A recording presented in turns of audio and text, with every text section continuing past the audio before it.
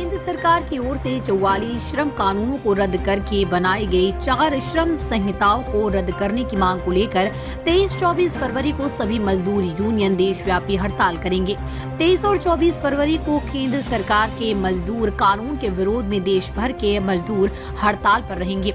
ये जानकारी सीटू जिला कमेटी की बैठक में दी गई, जिसमें केंद्र सरकार की मजदूर नीति पर जमकर हमला बोला गया।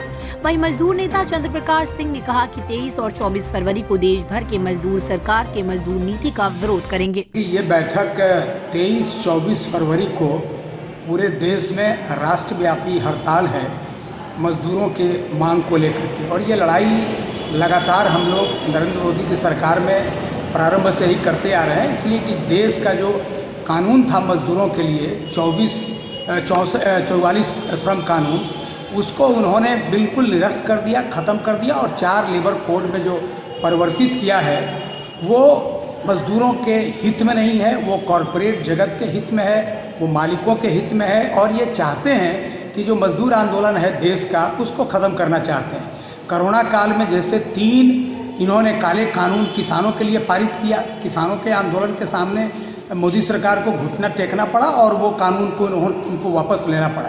उसी कोरोना काल में पार्लियामेंट में बिना बहस के, बिना बात के, बिना कंसल्टेशन के मजदूरों के लिए भी 3 काला जो लेबर कोड है उसको उन्होंने पारित किया है।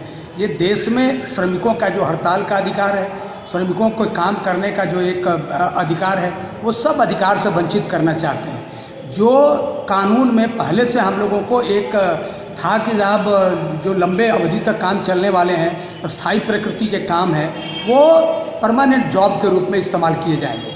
मोदी सरकार ने उसमें भी परिवर्तन करके टर्म एम्प्लॉयमेंट कर दिया है।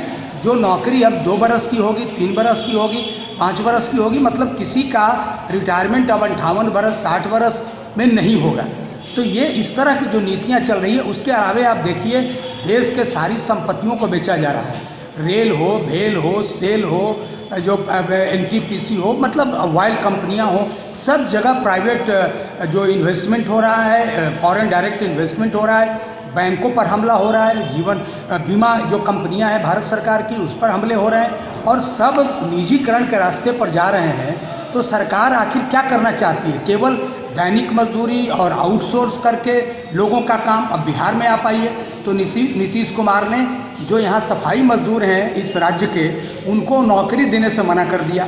चतुर्थ वर्गीय जो पद हैं सफाई मजदूरों का, उस पद को ही समाप्त कर दिया। ये पूरे नगर निकाय में भी लड़ाई चल रही है, संघर्ष चल रहा है। तो ये सरकार बिल्कुल मजदूर विरोधी है, और इन तमाम मांगों को लेकर के न केवल आप देखेंगे तो रोज़गार भी ख़त्म हो रहे हैं।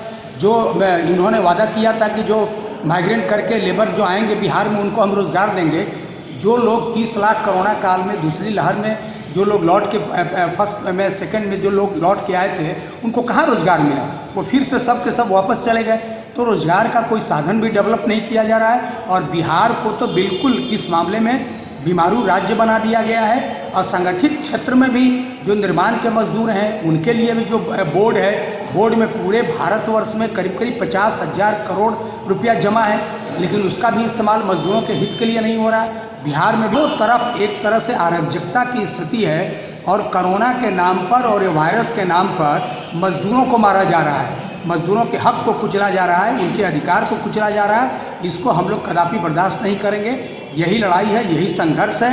मजदूरों के हितों पर कुठाराघात जो हो रहा है उसके खिलाफ ये लड़ाई है, और 23-24 फरवरी को हम लोग पूरे भारतवर्ष में राष्ट्रव्यापी हड़ताल करके अपनी ताकत दिखाएंगे, और ये लड़ाई तब तक जारी रखेंगे जब तक मजदूर विरोधी कानून को ये सरकार वापस नहीं ले।